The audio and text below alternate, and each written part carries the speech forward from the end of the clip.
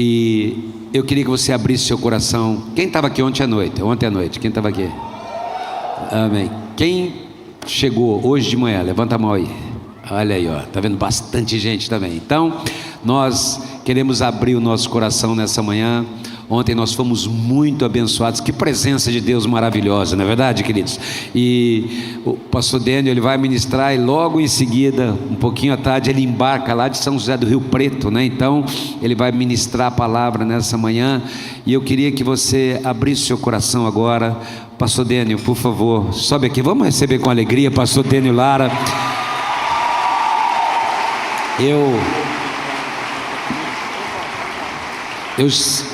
Eu já amava a vida do Daniel, acompanhava, eu falei para ele, eu creio que o Daniel é uma das vozes desta geração que Deus tem levantado, que precisa ser ouvida, tem abençoado pastores, e eu tenho prazer em receber você nessa casa, Daniel, e que o meu desejo é que o Senhor te faça crescer e abençoar cada vez mais esse ministério por causa do teu coração. Que Deus abençoe, viu? Amém. Glória a Deus. Tem alguém feliz com Jesus aí? Dá um sorriso para quem está do seu lado. Faz um elogio aí. Nós somos o povo que tem facilidade em reconhecer, elogiar, valorizar. Nós estamos no ambiente de líderes. Lamentavelmente eu esqueci de trazer o último livro que nós lançamos, mas a gente tem dito que o mundo está cansado de gente incrível. O mundo precisa mesmo de pessoas que mostrem às outras o quão incrível elas são. Eu sei que nós estamos numa era que as pessoas estão querendo mostrar cada vez mais quem são, o que podem fazer, mas no Espírito de Cristo nós podemos valorizar uns aos outros e temos facilidade em fazê-lo. Eu honro muito essa casa, já disse isso aqui ontem, é uma alegria poder estar aqui com tanta gente de Deus, podendo também estar num lugar que nós respeitamos e honramos muito. Então, obrigado pastor Samuel, obrigado a toda essa casa, aos pastores aqui presentes, realmente é uma honra. Eu quero que você abra a sua Bíblia em João capítulo 4, ontem eu compartilhava sobre João e quero ficar ainda em João com você. João capítulo 4, eu quero meditar com você numa história que você conhece, mas eu quero falar um pouco sobre líderes satisfeitos em Cristo. Diga comigo, líderes satisfeitos em Cristo. Você sabe que um erro que muitas pessoas cometem é tentar encontrar satisfação, inclusive no trabalho que fazem. É interessante porque não fazemos para encontrar satisfação, mas fazemos porque já somos satisfeitos nele. E é possível que alguém esteja envolvido no ministério, esteja servindo a Deus, e mesmo assim seja alguém insatisfeito. Inclusive o próprio ministério, como fonte de satisfação, pode se tornar um problema. Já conheceu algum líder esgotado? Não, né? Nunca viu. Já conheceu algum líder? Tem irmãos que às vezes chegam para mim e falam: pastor, minha vida estava melhor antes de liderar. Me dói quando eu escuto alguém dizendo isso. Pastor, eu era mais feliz antes, agora parece que ficou pior, parece que minha vida ficou pior, parece que o contexto ficou pior.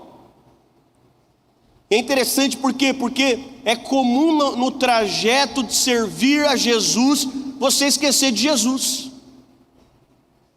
Se você for verdadeiro, você vai concordar comigo que no meio da trajetória, corre o risco de, enquanto você faz o que Deus te mandou fazer, você olha e como José e Maria, você fala: cadê Jesus nisso aqui? E se você for bem honesto, você já fez alguma indagação para Deus do tipo: por que você me colocou nisso aqui? Por que você me escolheu? E quando você fica um pouco mais consciente, você descobre que corre o risco de você mais atrapalhar o que Deus está fazendo do que ajudar. E eu sei que a maioria de nós ainda não caiu nesse lugar, porque a gente vem de um evangelho recente que você é tão incrível, tão demais e tão excelente, que Deus está muito carente precisando da gente. Então assim, Deus está lá numa crise existencial, dizendo para si mesmo: ai meu Deus, e se Ele não vier hoje, o que eu faço? Aí você sabe, numa dessas crises aí, é interessante que a pergunta minha para Deus é: Deus, por que o Senhor me colocou aqui? Talvez se eu não estivesse fazendo, atrapalharia menos. Mas você sabe que o processo do ministério é como um pai que chama uma criança para lavar o carro. Vamos ser sinceros. Quando você convida uma criança de 3 anos para lavar o carro com você, a gente precisa de entender que o objeto de Deus, quando te chama para liderar, não é o trabalho, é a relação. Porque você mais atrapalha no trabalho do que ajuda. E quando o pai chama uma criança de 3 anos para lavar o carro, é Deus nos chamando para fazer o que você está fazendo. Aí você volta de viagem, pega o carro, chama a criança de 3 anos para lavar o carro. Uma pergunta simples: o que seria mais fácil para lavar um carro? Mandar o carro ser lavado num lava rápido ou pegar a criança de 3 anos para lavar o carro? É o carro não lava rápido, você concorda comigo? Porque lá já tem gente profissional, lá já tem gente mais capaz. Aí você pega a criança de 3 anos para lavar o carro com você. E por que um pai coloca uma criança de 3 anos para lavar o carro com ele? Porque o objeto trabalho é só uma desculpa para o desenvolvimento da relação. Deixa eu exemplificar para você. Tudo que você está fazendo é só uma desculpa de Deus para se relacionar mais profundamente com você. Mas sabe qual é o risco que corre? É a criança ficar tão fissurada no carro que ela esquece do pai. E o pai está chamando para lavar o carro, não é porque ele quer que a criança entregue o carro perfeito, é que ele está dizendo: enquanto a gente lava o carro, eu jogo sabão em você, você joga sabão em mim. O carro não fica 100%, mas eu finalizo o carro. Eu só quero que você se envolva nisso aqui, não esqueça de quem te convidou para lavar o carro. Mas sabe qual é o problema de muitos líderes? Tem líderes que lavam o carro de forma excelente, mas eles esqueceram de quem os convidou para lavar o carro. Posso dizer para você, se no fim do dia o que você está fazendo te separa de Cristo, então você mirou na coisa errada. Então agora a minha satisfação não é o que eu faço, é com quem eu faço. É por isso que Deus pode me chamar no mais alto monte ou no mais profundo vale. É por isso que Paulo falou: olha, eu posso estar pregando e conquistando cidades, como o ministério dele foi, mas eu posso estar preso, encarcerado, só fazendo carta. A minha utilidade e o desenvolvimento do meu ministério não está vinculado naquilo que eu faço. E para uma geração que a gente não aguenta nem tirar férias, porque nós estamos no ápice de uma produtividade ignorante, que eu preciso fazer o tempo inteiro, eu preciso sentir que eu estou fazendo o tempo inteiro. O evangelho é um chamado à intimidade, à calmaria, ao lugar de Deus dizendo para nós: se eu não tiver o teu coração, não interessa o que as suas mãos podem me entregar.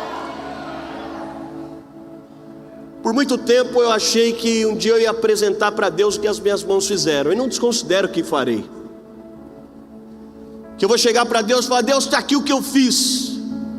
Mas você sabe, mais profundo do que apresentar para Deus aqui o que eu fiz, é: Deus, está aqui o que eu me tornei. Se o Senhor precisa do meu coração, é isso aqui que eu virei. Em meio a fazer o que fazia. É por isso que na matéria liderança, grande parte dos líderes, e as pesquisas são estarrecedoras, a gente não tem objetos de pesquisas organizações que pesquisam no Brasil, mas quando nós olhamos as americanas, a começar dos pastores na igreja, aí você escala isso para os líderes, as proporções são maiores, de gente que começa e não termina. Sabe por quê? É gente que estava procurando satisfação em alguma coisa e perdeu a perspectiva de que a satisfação não está em alguma coisa, a satisfação está em uma pessoa. E João capítulo 4, há meio que um consenso teológico da riqueza desse texto. E eu quero aplicá-lo aqui no caminho daquilo que nós estamos fazendo, porque uma coisa que nós precisamos de nos lembrar sempre é que somos ovelhas de um pastor.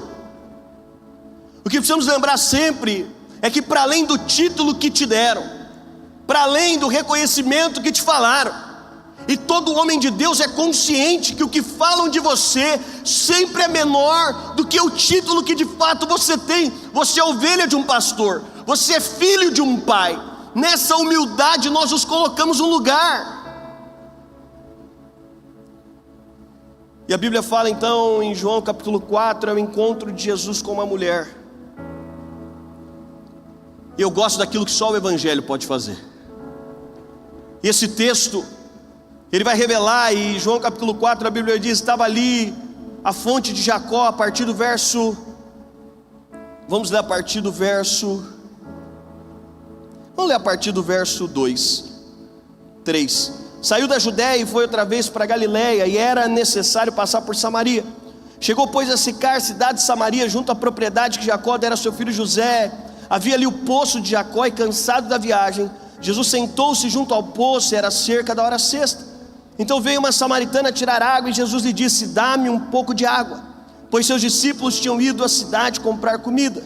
Disse-lhe então a mulher samaritana: como tu, judeu, pedes de beber a mim, que sou mulher samaritana? Pois os judeus não se davam bem com os samaritanos. E Jesus respondeu: se conhecesse o dom de Deus, e quem te diz, dá-me um pouco de água, tu pedirias, e ele te daria água viva. E a mulher disse: Senhor, tu não tens com que tirar a água, o poço é fundo, onde pois tens essa água viva? Por acaso é maior que o nosso pai Jacó, que nos deu o poço, do qual ele mesmo bebeu, assim como também seus filhos e seu gado?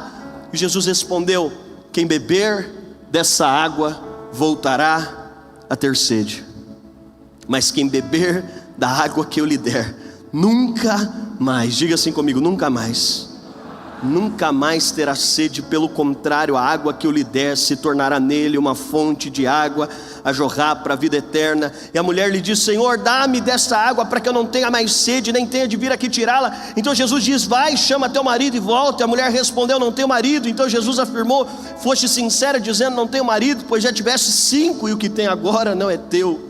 Isso disseste com verdade. A mulher disse: Senhor, vejo que tu és profeta. Pai, obrigado pela tua palavra. Nós nos submetemos a ela, e ela está acima de todo pensamento humano. Seja todo homem mentiroso, e a tua palavra é verdadeira. Céus e terra passarão, mas as tuas palavras, ela permanece para sempre. Nós reconhecemos que todas as coisas foram criadas, e não há nada demasiadamente impossível para a tua palavra, em nome de Jesus. Você sabe, João capítulo 4, você conhece essa história? Você tem uma mulher que ela está cansada. Você tem o contexto de uma samaritana, e a Bíblia diz que ela vai buscar água. Você conhece o contexto? Ela está indo buscar água na hora mais quente do dia. Ela vai até o poço, ela está sozinha, e ela tem um encontro com Jesus. É interessante porque a sede dessa mulher não aponta tão somente para uma mulher que tinha sede. Não resolvia colocar um filtro Europa na casa dessa mulher. Não resolvia instalar um encanamento de água potável, ou de água que ela pudesse beber. Não era sobre isso.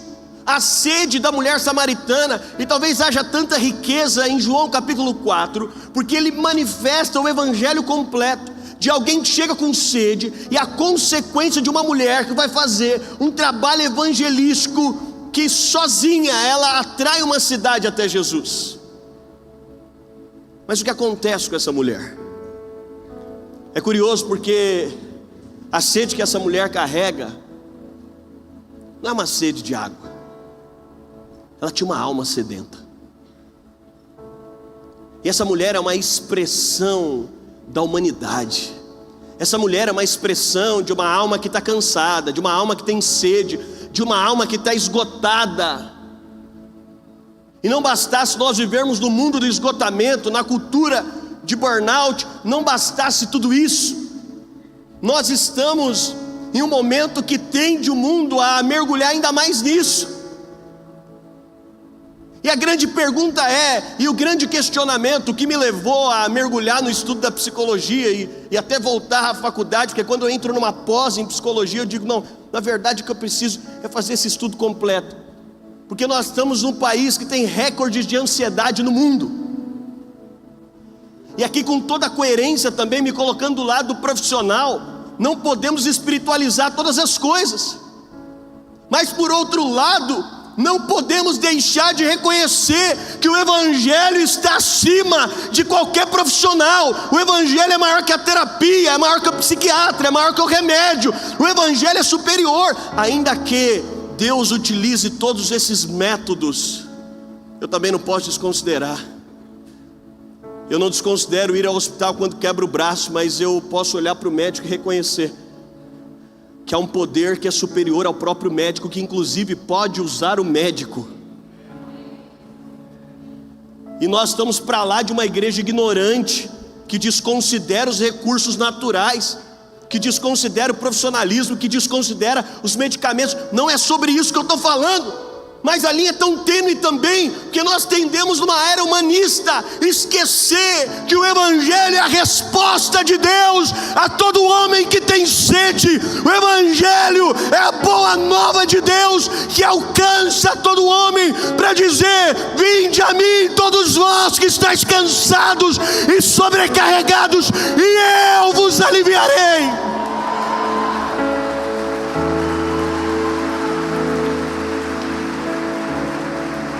Mas sabe o que é triste?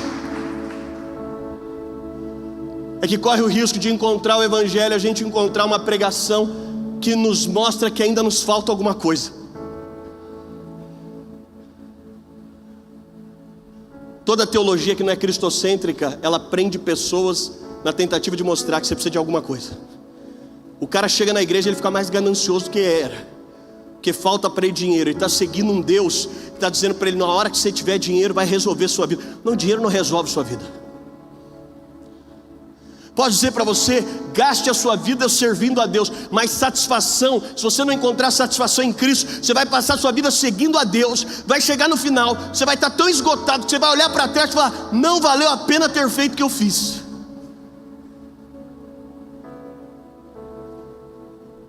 E é interessante porque agora essa mulher vai se deparar com Jesus. E o papo que eu quero entrar com você, que Jesus trata com essa mulher, é sobre satisfação. Ele encontra uma mulher que tem sede. E agora ele começa um processo com essa mulher. A água é só um símbolo. E no Evangelho de João ele não propõe que ele tem água, ele diz: eu sou água.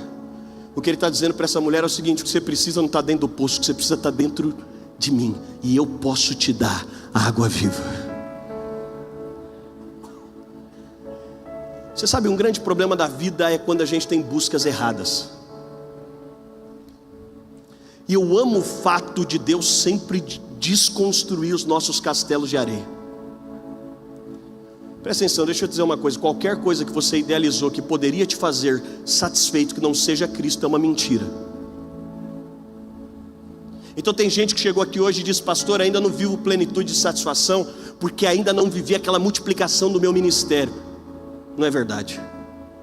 Pastor, ainda não vivi plenitude, ainda não me sinto a pessoa mais satisfeita. Eu não posso acordar de manhã e olhar para mim mesmo e falar: meu Deus do céu, quanta satisfação, porque ainda não tenho um filho. Não, um filho não te satisfaria. Pastor, ainda é interessante porque no capítulo 4 Jesus começa a falar com essa mulher primeiro sobre satisfação. Mas ele tem que desconstruir na mentalidade dela o que ela tinha construído como fonte de satisfação. Ele diz: se você beber de novo dessa água, você vai continuar a ter sede. Sabe o que Jesus está dizendo para essa mulher? O que você idealizou como fonte de satisfação não ia te suprir. E é curioso, porque o primeiro milagre de Jesus, um pouco antes, ele faz em João capítulo 2, as bodas de Caná da Galileia. Você lembra disso, né? Eu gosto sempre de pensar que Jesus fez o primeiro milagre no lugar errado. Mais de 300 profecias predizendo sobre a vinda dele. O cara vem, ao invés dele ressuscitar o filho de uma mulher morta, ao invés dele entrar na UTI, ao invés dele ir num leprosário, ele me aparece num casamento. Gente, casamento é o lugar mais feliz da terra, culturalmente. E não à toa a gente está se preparando para um casamento. Culturalmente, em todas as culturas, casamento é o lugar mais alegre que tem. Casamento é um lugar seleto. Quem casou recentemente sabe, a pior coisa a fazer é lista de casamento. Eu digo que seu pai lembra dos amigos do Senai na hora de fazer a lista. Põe fulano. Sua mãe lembra das primas do interior, você nunca viu. Casamento, a lista é seleta. Casamento a gente se arruma. Todo casamento eu tenho que dizer para a Bruna, minha esposa: Bruna, calma, você não é a noiva. Tá tudo bem. Casamento, aquele seu tio que você só viu sem camisa na vida, está de terno. O ambiente é todo preparado. Tem irmão que chega na igreja 3 anos antes de casar, fala: pastor, você não vai me ver mais aqui. Por quê, irmão? Porque eu vou casar daqui 3 anos. Aí tem prova do vestido, prova do bolo, prova do buffet, prova da flor, prova do carpete. Gente, é prova de tudo. Está tudo preparado. É o ambiente mais feliz que tem. Casamento, ninguém está precisando de cura. Casamento, a família é perfeita. Casamento, os casamentos está todo mundo bonito, emperequetado, é todo mundo cheiroso. Vem Jesus e Ele vai fazer o primeiro milagre no lugar mais feliz da terra. Por que não num lugar mais triste? Você sabe, na teologia a gente tem muitas formas hermenêuticas de avaliar um texto. Uma delas é um princípio da primeira menção. A primeira vez que algo é falado também ganha, de forma hermenêutica, um prisma para a gente poder fazer uma análise um pouco mais profunda. Tem algum significado. De tantos milagres, o primeiro tem um significado. E por que o primeiro numa festa de casamento? Porque penso eu, e João queria revelar Jesus como Filho de Deus. A satisfação que o mundo precisa está em Cristo. Aí vem Jesus, vai com os discípulos para uma festa de casamento, e arrasou que Jesus está sentado, e está aquela festa alegre, e a Bíblia diz que tinha vinho de qualidade, e vinho nesse contexto aqui aponta para a alegria natural, e está tudo bem. É a alegria que o mundo pode propor. E está lá Jesus, e eu fico pensando, Jesus está olhando e dizendo para os discípulos: gente, isso aqui é o lugar mais feliz da terra. Olha como está todo mundo alegre, olha como está todo mundo bonito, olha como está todo mundo feliz. Mas daqui a pouco, no meio da festa, o que acontece? Acaba o vinho. O que Jesus está dizendo para essa mulher: se você voltar a beber dessa água, Jesus está dizendo: toda festa da terra tem hora para acabar. Eu estou te falando de coisas lícitas, porque o que nos rouba a satisfação em Cristo não é o ilícito, é o lícito. Sabe o que ele está dizendo? Gente, é bom demais se casar. Eu me casei com 18 para 19 anos. Eu lembro do primeiro dia que eu vi a Bruna entrando num domingo de manhã na igreja, com uma saia alta branca com detalhes pretos. Eu guardei a saia por 7 anos no meu guarda-roupa. Estou te falando. E ela falou: por que você guarda essa saia? Eu falei: porque me apaixonei por você nela. Se alguma coisa der errado, eu te coloco na saia de volta.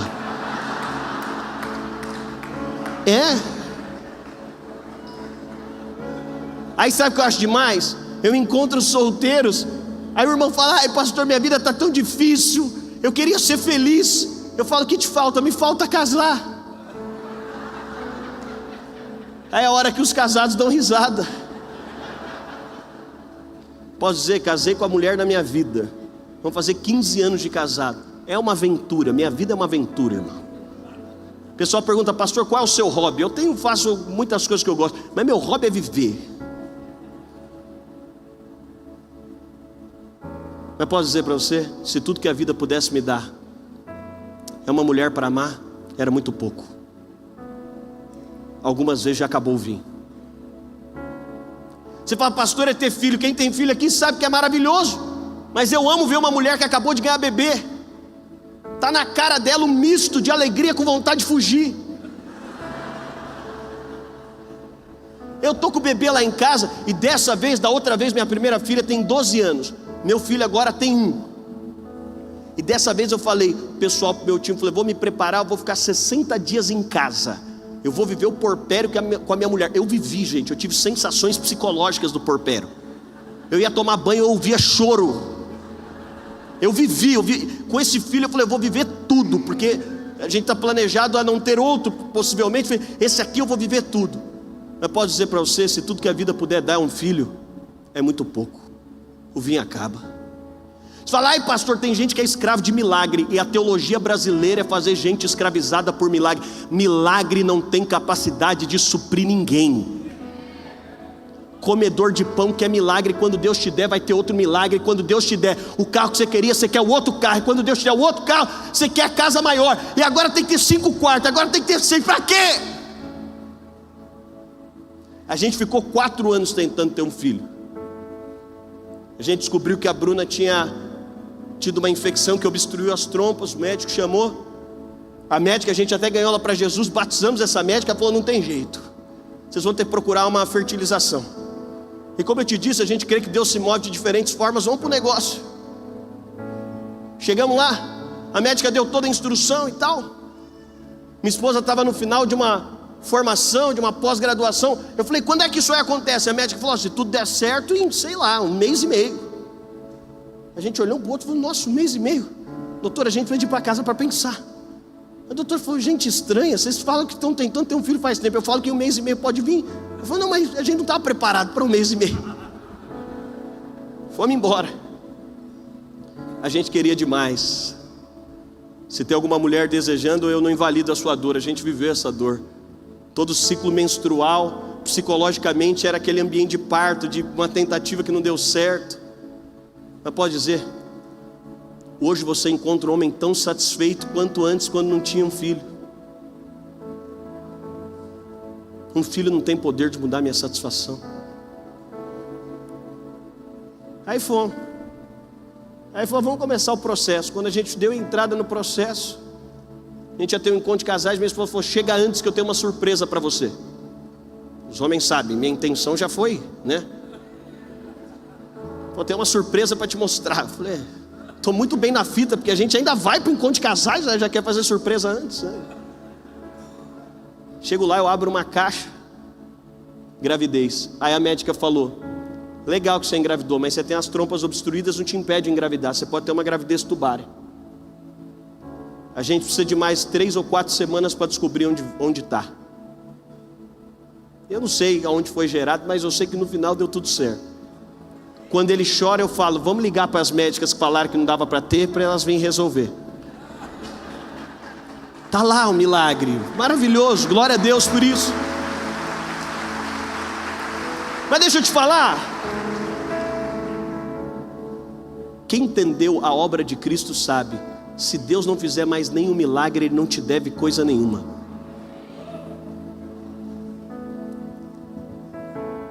Jesus está dizendo, a hora que acaba o vinho da terra. Deixa eu te falar uma coisa, se um carro pudesse te satisfazer, Deus não tinha matado Jesus na cruz, era mais barato te dar um carro. Se o ministério bombado pudesse te satisfazer, você diminui Cristo e coloca o ministério bombado acima de Jesus. Se o milagre pudesse te satisfazer, era muito mais fácil Deus só fazer o milagre.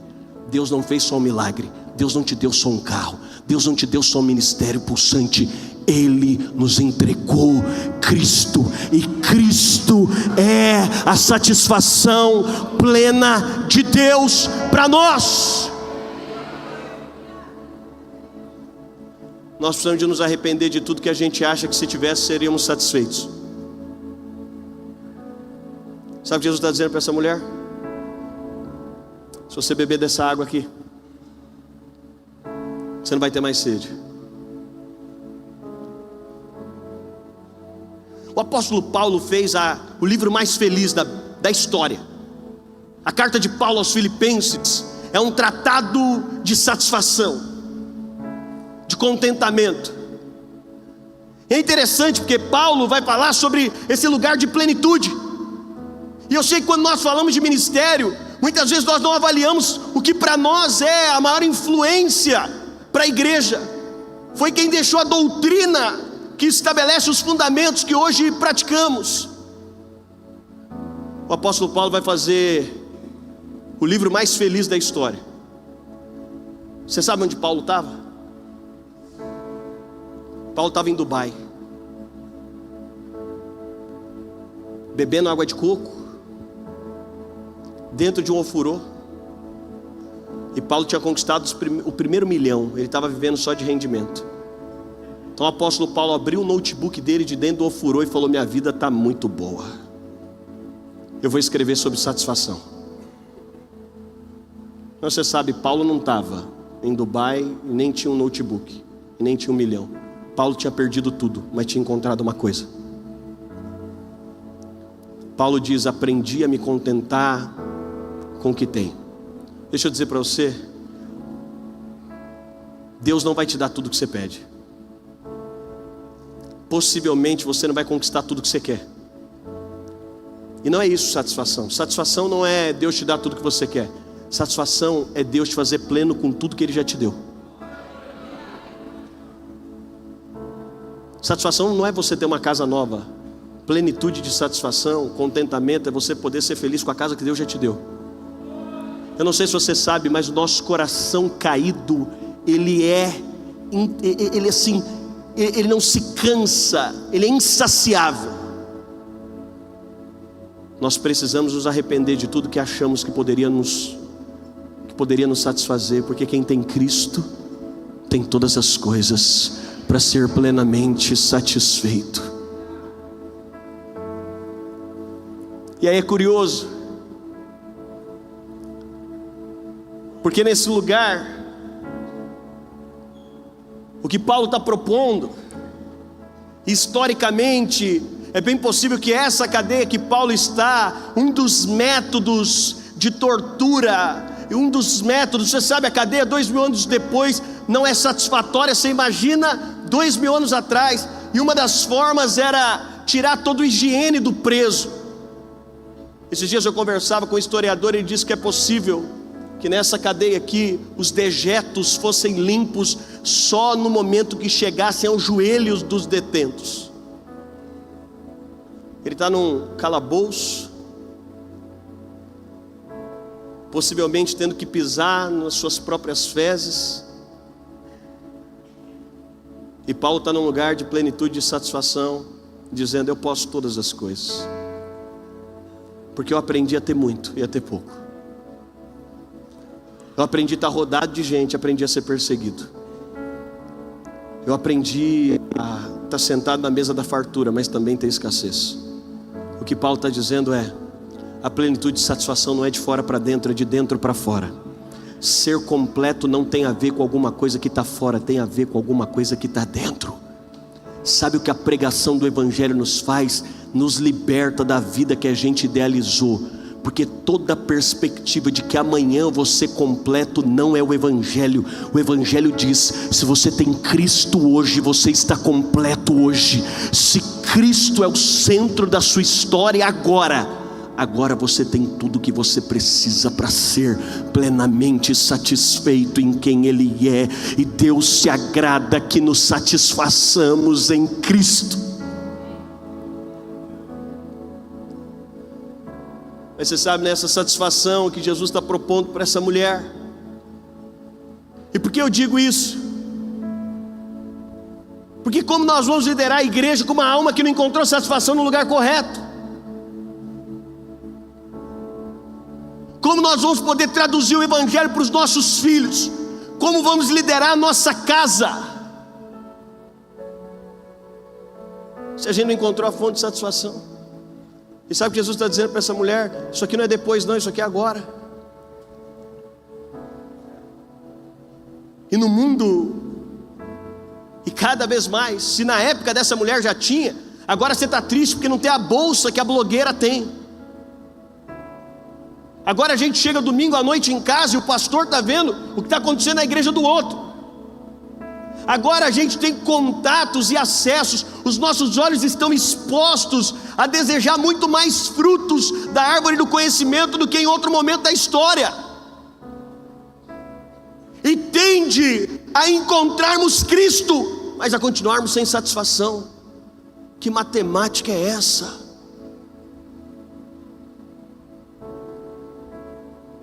E é curioso porque Jesus disse para essa mulher: mas se você beber da água que eu tenho para te dar. Sabe o que é interessante? É que está claro nesse texto que essa mulher não foi atrás de Jesus, e o que ela está precisando, o que a alma dela está buscando, ela achava que precisava de um marido.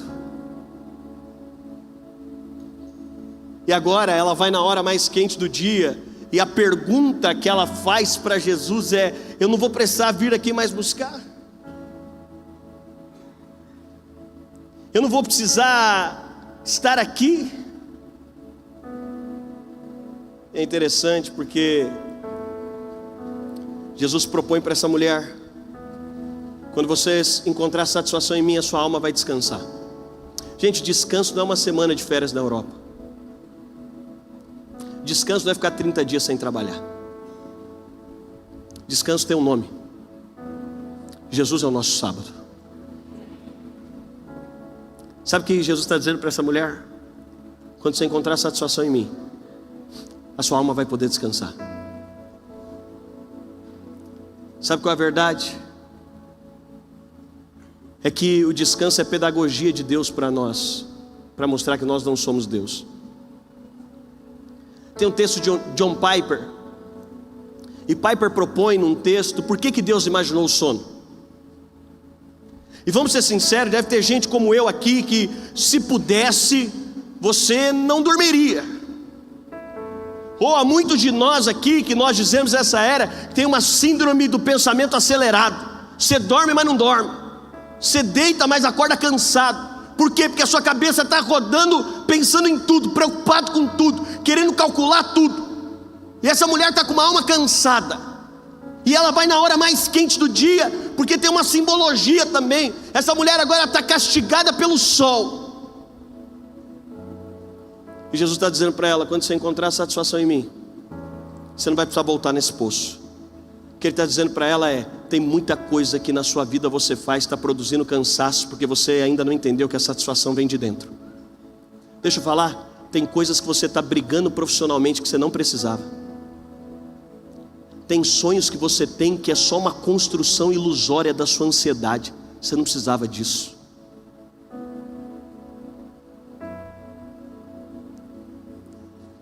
Você sabe o que Jesus está dizendo para essa mulher é: até aqui você não percebeu que tem alguém que cuida de você, mas você encontrou agora aquele que é o seu Pai. Você não sabe o que vai acontecer amanhã. Você não sabe quantos dias você vai viver. Você não sabe como é a sua história, por mais que você queira calcular. Você está diante daquele que governa o universo, mas que também governa a sua história. Vamos ser sinceros, você não chega no berço de uma criança de 3 anos. Paulo, em Romanos 8, ele propõe o seguinte: ou você sabe que você é filho e tem um bom pai, ou você é um escravo e vive com temor. Sabe quem tem medo do amanhã? Escravos.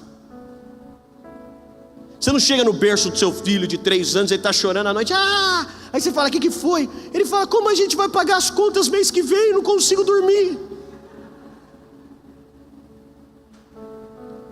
A nossa preocupação expõe a nossa falta de clareza de paternidade que carregamos. Eu estava um tempo atrás, estava com o Douglas. Aí o Douglas falou para mim: cara, criança não tem capacidade de calcular. Criança não fica vendo se tem estoque. Criança não está preocupada com amanhã. Criança quer saber do agora. E talvez por isso Jesus disse: se você não se converter e tiver o coração como de criança, você não pode ver o reino.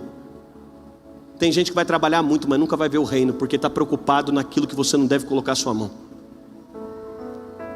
Aí o Douglas falou isso para mim: criança não está preocupado com amanhã e tal. Aí eu fiz o teste, a Chloe era menorzinha. O Douglas falou isso, falei: vou fazer um teste com a minha filha. Eu vou dar o dinheiro do lanche inteiro na segunda-feira e eu vou ver como é que ela vai fazer. Eu dei uma nota de R$100 na segunda-feira para a Chloe, ela era menorzinha. Falei: filha, isso aqui é para você administrar. Amanhã você... Eu sei que tem crianças mais avarentas, não é o caso dela. Eu falei: amanhã você vai ter que trazer o troco e você vai ter que administrar a semana inteira. Isso aqui dá para comer a semana inteira. A Chloe vai para a escola na segunda, quando ela volta, não tinha troco nem para comer na terça. Eu falei: filha, o que aconteceu com o dinheiro que eu te dei? Ela falou: pai, o donuts está caro. Eu falei: mas R$100? Ela falou: pai, todo mundo quis donuts, eu tinha dinheiro, eu paguei donuts para todo mundo. Eu falei: tá, mas como é que você vai fazer o resto da semana? Ela falou: pai, eu sabia que eu ia voltar para casa e que eu ia te encontrar. Então não estou muito preocupada com o que vai ser amanhã, porque você ia estar aqui comigo. Sabe que Deus... Você está entendendo? Sabe que Deus me ensinou? Sabe que você está preocupado demais com amanhã? Porque você quer que Deus te dê a provisão para que você não tenha que ter o provedor amanhã. Então você fala para Ele: me dá a provisão dos próximos 10 anos, porque eu nem preciso ter relacionamento com você. Sabe o que ele está dizendo para essa mulher? Tem um rio que eu vou colocar dentro de você. Você não vai precisar de voltar nesse poço. Ele está dizendo para ela: tem rotas que você faz na sua vida que você não precisava fazer. Tem rotas que você faz na sua história que é uma alma sedenta, querendo encontrar. Você sabe por que tem líder brigando por título dentro da igreja? Você sabe por que tem muitos lugares que é feio o ambiente, de gente que não pode se submeter ao outro? Eu digo o seguinte: a gente fala muito sobre uma igreja de líderes, está certo, mas a minha grande pergunta é: nós precisamos de uma igreja de lideráveis, porque Jesus é o padrão daquele que governava o universo e veio ser liderado pelo Espírito, para dizer: a pergunta mais espiritual entre nós não é quem pode liderar, é quem tem capacidade de ser liderado. E Piper propõe: por que Deus criou o sono? E eu sei que a gente fica preocupado, inclusive, de despreocupar de algumas coisas. Você fala: não, se eu não preocupar com isso aqui, não, é o contrário. Eu não estou falando de não ser diligente, eu não estou falando de não ser excelente, eu não estou te falando de não fazer programação, eu estou te falando de saber que você não tem capacidade de governar nada. Eu estou te falando da argumentação de Jó, e Deus olha para Jó e fala: cara, eu não lembro onde você estava quando eu criei o mundo. Eu não estou lembrado, Jó. Onde você estava quando eu criei o mundo? Eu quero só ler esse texto com você. É um texto curto. Por que Deus imaginou o sono? Ele nunca dorme. Ele teve a ideia do nada. Deus criou o sono pensando nas suas criaturas terrenas. Mas por quê? O Salmo 127:2: inútil vos será levantar de madrugada, repousar à tarde, comer o pão que penosamente granjeastes, aos seus amados ele o dá enquanto dormem. De acordo com esse texto, o sono é um dom de amor, e um dom que é frequentemente desprezado na labuta ansiosa. Um sono tranquilo é o oposto da ansiedade. Deus não quer que os seus filhos sejam ansiosos, mas que confiem nele. Portanto, concluo que Deus criou o sono como um lembrete contínuo, que não deveríamos ficar ansiosos, mas descansar nele. Sono é um lembrete diário da parte de Deus de que não somos Deus. É certo que não dormita nem dorme o guarda de Israel, Salmo 121:4, mas Israel dormirá. Não somos Deus. Uma vez ao dia Deus nos envia para a cama como um paciente com uma doença. A doença é a tendência crônica de pensar que estamos no controle e que o nosso trabalho é indispensável. E para nos curar dessa doença, Deus nos transforma em sacos indefesos de areia uma vez ao dia. Quão humilhante ao executivo corporativo autossuficiente ter que entregar todo o controle e ficar tão mole quanto um lactente todo dia. E ele conclui: o sono é uma parábola de que Deus é Deus e nós meros homens. Deus cuida do mundo numa boa enquanto o hemisfério dorme. O sono é como um disco quebrado que toca a mesma mensagem todos os dias: o homem não é soberano, o homem não é soberano, o homem não é soberano. Não deixe que a lição se perca em você. Deus quer que confiemos nele como um grande trabalhador que nunca se cansa e nunca dorme. Ele não fica impressionado com as nossas noites acordados, nem quando madrugamos cedo, mas ele se deleita com a confiança tranquila que lança toda a ansiedade nele e dorme.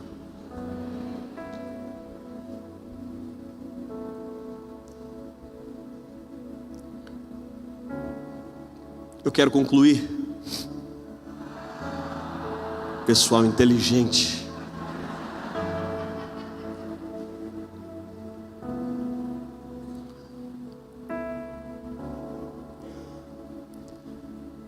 Jesus disse para essa mulher: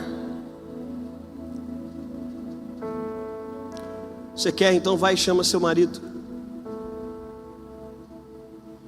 Essa mulher fala: eu não tenho marido. Jesus provoca no mais profundo, na busca mais intensa.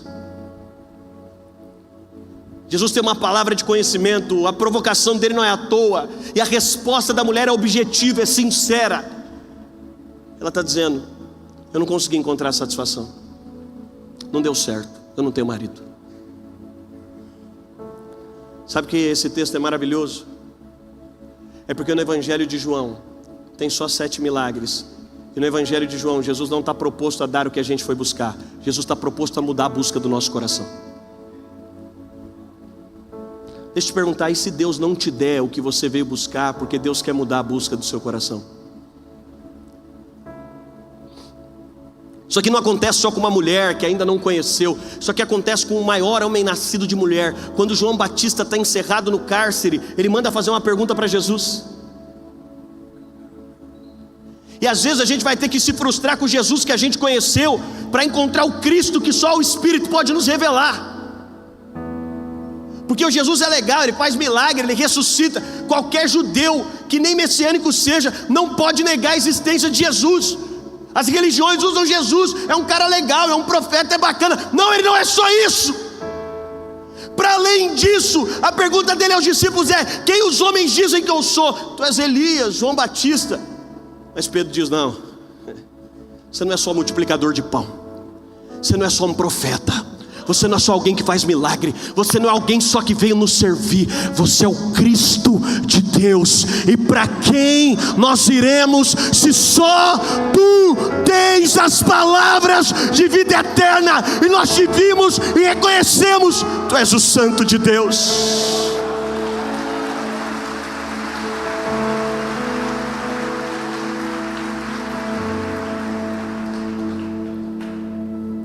É o Jesus que não multiplica pão, que te leva ao Cristo que diz: eu sou o pão. A gente criou uma teologia tão frágil que só tem sucesso quem nas métricas naturais. Gente, sucesso é toda temporada que chega no final, qualquer coisa que aconteceu, boa ou má, te fez mais parecido com Cristo. Sucesso não é tudo dar certo na métrica que você idealizou. Sucesso é Deus poder tirar o véu que está sobre a nossa face. E quando Paulo fala sobre tirar o véu, Paulo faz o comparativo aos coríntios de duas alianças. Eu sei que você pensa que Moisés colocava o véu sobre a face para que ninguém visse a glória, né? É isso que fica transparecido. Mas Paulo denuncia, Paulo fala: não, Moisés colocava o véu porque a glória desvanecia. Era o contrário, o véu era a hipocrisia de Moisés, é a hipocrisia da lei. Ele subia ao monte e ele começou a perceber que no trajeto de descida a glória ia acabando. E Paulo diz o seguinte: então ele colocava um véu sobre a face. Para quê? Para que quem visse o véu achasse que lá atrás tinha glória, mas já não tinha mais glória. Ele diz: mas não vai ser assim conosco, porque agora todos nós, com o rosto desvendado, contemplando como por um espelho a glória do Senhor, somos transformados. Não mais só uma glória que fica no nosso rosto, mas é uma glória que nos transforma na mesma imagem dele. E somos transformados de glória em glória, de glória em glória, de glória em glória, de glória em glória, de glória em glória. Por isso não há menos glória. É por isso que não tem estação que a gente despreza. É por isso que a vida do cristão olha, parece que o semestre passado foi melhor que esse, mas não foi não, porque a glória não desvanece mais. Cristo está sendo gerado em mim, e Paulo está dizendo: até as leves e momentâneas tribulações não se podem comparar com a glória do porvir.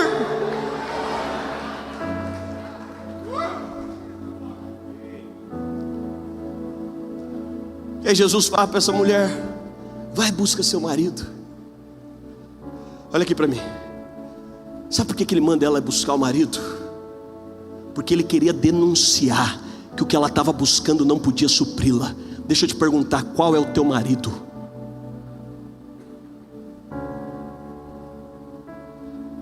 Eu cheguei aqui, certamente aqui tem gente com mais dinheiro que eu, certo? Se abrir o aplicativo do meu banco, talvez vocês queiram me dar uma oferta.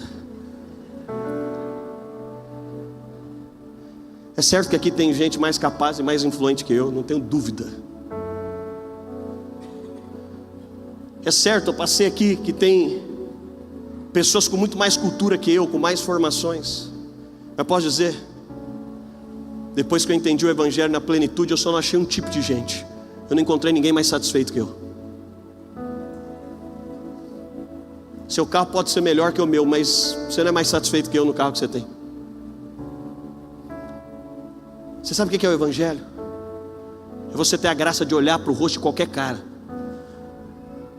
Respeite mais o pastor Samuel, mas não é mais satisfeito que eu. Respeito o Fábio, não é mais abundante que eu. Não tem. O Evangelho me deu a graça de chegar no clímax.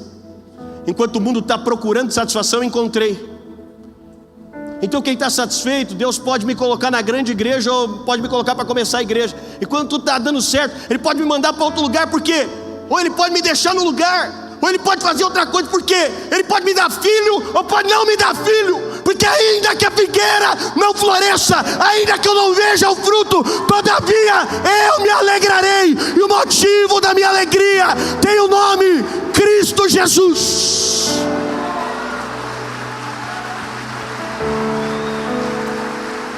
E se acontecer, você vai encontrar um cara satisfeito. E se não acontecer, você vai encontrar um cara satisfeito. Aliás, vai e busca seu marido. Será que a gente vai passar a vida inteira, gente, dizendo ainda me falta alguma coisa? Será que a sua vida vai ser a vida inteira cabisbaixa? Ainda me falta um milagre. Isso é uma pregação mais ou menos, não te falta nada. Pastor, eu não posso orar por um milagre? Claro. Eu não posso ficar triste por uma estação da minha vida. Pode. Tristeza sim, decepção não. Porque decepção é fruto de alguém que não confia no final.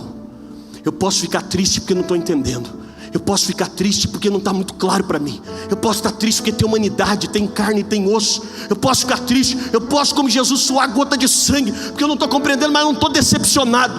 Eu não estou decepcionado por quê? Porque eu sei o final da história.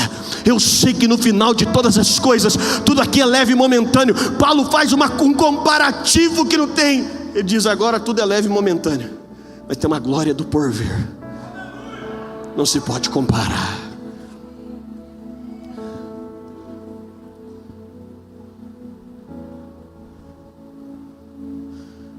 E é interessante, porque sem uma manobra hermenêutica de interpretação, mas os números também falam na teologia. Vai e busca seu marido. Eu não tenho marido, ela está dizendo. O que eu busquei não deu certo. Você precisa de hoje resolver dizer para ele: o fundo da minha tristeza é porque eu estava buscando a coisa errada. Aí ele fala: você disse bem, porque 5 você teve, e o que você está agora não é seu. Ele está dizendo: você procurou 6 maridos, eles não tiveram capacidade de te suprir. Você sabe, 6 aponta para o homem no centro. 6 aponta para a centralidade humana. É uma busca humana. E de alguma forma Jesus está dizendo para aquela mulher e para nós: tudo que você buscar no homem não vai ter capacidade de te suprir. O ouro não me supre, a prata não me supre, os aplausos não me suprem. A minha satisfação está em outro lugar. E é por isso que ela não muda. É por isso que Paulo fala: eu posso estar dentro da prisão, eu posso estar sendo aplaudido, não muda quem eu sou. Mas você sabe, não tem como desconsiderar, nesse processo de encontros, essa mulher está no 7º e definitivo encontro. E 7 aponta para a plenitude divina. Ele está dizendo: 6 homens não te supriram, mas você está diante do 7º homem. Você está diante daquele que te dá o que ninguém mais te dá. E agora, você nunca mais, diga comigo, nunca mais. Não, diga de novo, diga nunca mais. Com um pouco mais de autoridade, diga nunca mais. Sabe o que ele está dizendo?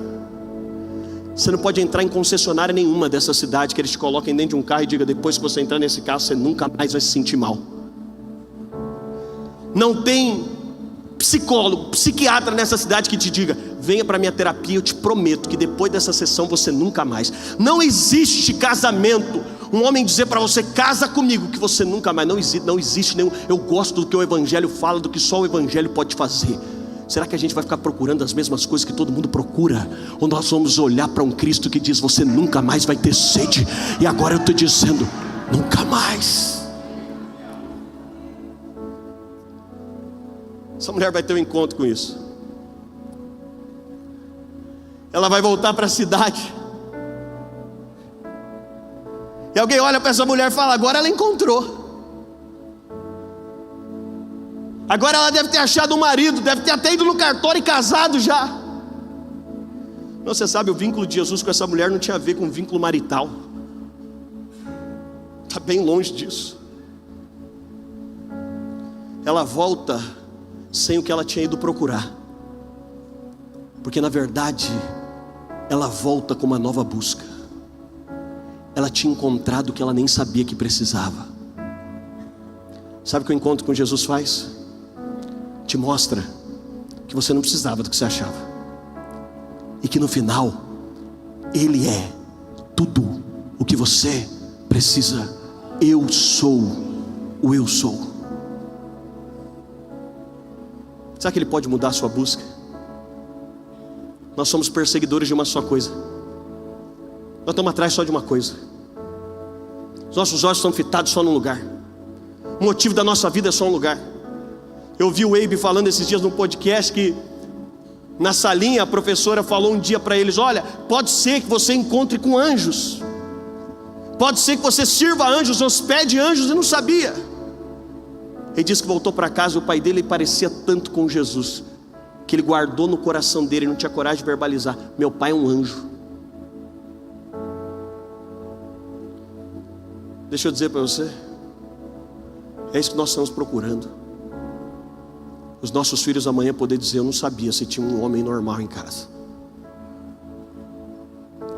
Eu honro meu pai porque eu cresci com um homem que eu não sei. Corre o risco.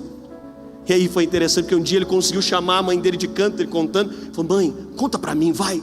O jeito que ele trata a senhora, o jeito que ele trata a gente, o jeito que ele lida com quem, o jeito que ele trata a generosidade dele. Ele diz: não, filho, anjo não casa. Mas deixa eu te perguntar, alguém já te confundiu com Jesus? Ou se perguntar para sua esposa, você vai falar: pastor,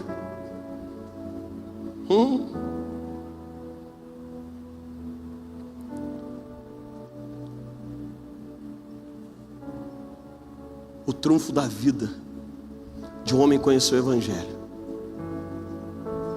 é dizer, e aí você usa tudo nesse caminho.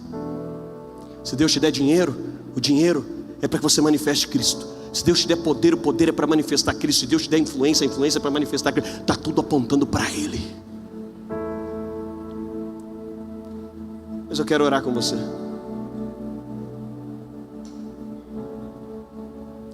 Nós precisamos de uma geração de líderes satisfeitos em Cristo, de gente que está trabalhando para um lugar. Com todo respeito, um dia o nome Dínamos vai sumir. Um dia o nome Casa do Pai vai sumir. Um dia o nome Dizescope some. Sabe por quê? Porque toda em história Deus tem um compromisso com um único nome.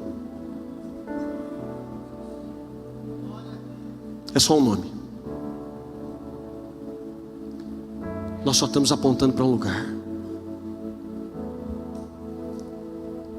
Você não é o protagonista da história.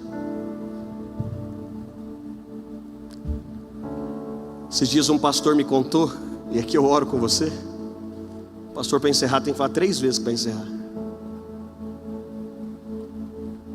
Um pastor, eu vi ele contando que o pai dele se converteu já na terceira idade.